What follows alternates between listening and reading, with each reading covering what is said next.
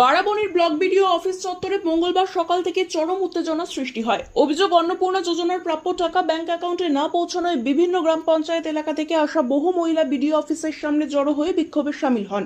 বিক্ষোভকারীদের দাবি, তারা এই প্রকল্পের জন্য যোগ্য হওয়া সত্ত্বেও এখনো পর্যন্ত কোনরূপ অর্থ পাননি।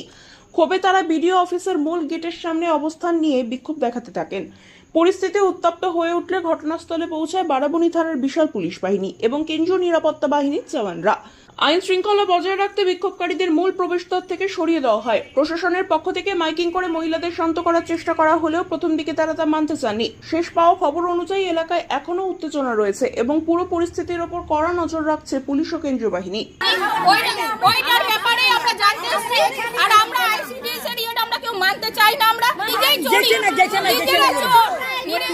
ওরা নিজেরা ডিম চুরি করে, সোয়াবিন বাচ্চাদের খাবারগুলো চুরি করে, আমরা কি মান করব? আইসিডিএস এর ওরা চুরি করে, ওরা যে জিয়া করে আমাদের সঠিক তথ্যগুলো দিবে না, এখানে জমা করবে, কি গ্যারান্টি আছে? আমরা মানি না আইসিডিএস এর ইয়েটা, আমরা মানবো না ইনকোয়ারিটা। আমরা এইখান থেকে সাবমিট লেখা আছে, সাবমিট লেখা আছে, আর ওটা লড়ছেও না চড়ছেও না, মানে কিচ্ছু হচ্ছে না, যে ইনকোয়ারি কিচ্ছু না, কিচ্ছু হচ্ছে না, কিচ্ছু হচ্ছে না। আর পয়সা যদি টাকা দেবে না অন্নপূর্ণা ভান্ডারের, তাহলে সবারই স্টপ রাখুক, আগে সবার ইনকোয়ারি হোক, 5-6 মাস পর আবার শুরু করুক পোর্টালটা, আমরা রাজি আছি। কিন্তু আমাদের বাড়ির সামনে মেয়েরা পাবে, কেউ পাবে না,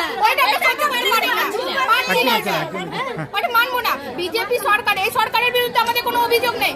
এই সরকার কি বলেছে ভয় আউট ভরসাহীন। তাহলে কেন আমাদেরকে ভয় দেখিয়ে এখানে বিডিও স্যারকে ঢুকতে যাওয়া হচ্ছে না? বিডিও অফিসে কেন ঢুকতে? আমরা কি মারধর করবো না কি করবো?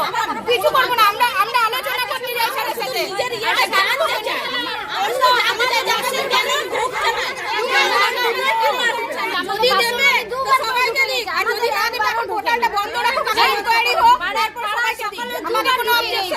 আমাদের একবারও ঢুকেনি। এমন অনেক কিছু আছে, আমার জাম গ্রামের গোবিন্দরা, আমরা কেন পাবো না? গরিব মানুষ কেন পাবো না টাকা? যারা স্কুলের চাকরি করে তাদের বউ টাকা পেল, আমরা সাইকেল খেলে আর পাচ্ছি না 3 মাস ধরে, তাহলে আমরা কেন পাবো না? এখন 3 মাস বসে আছে, আমরা কেন পাবো না?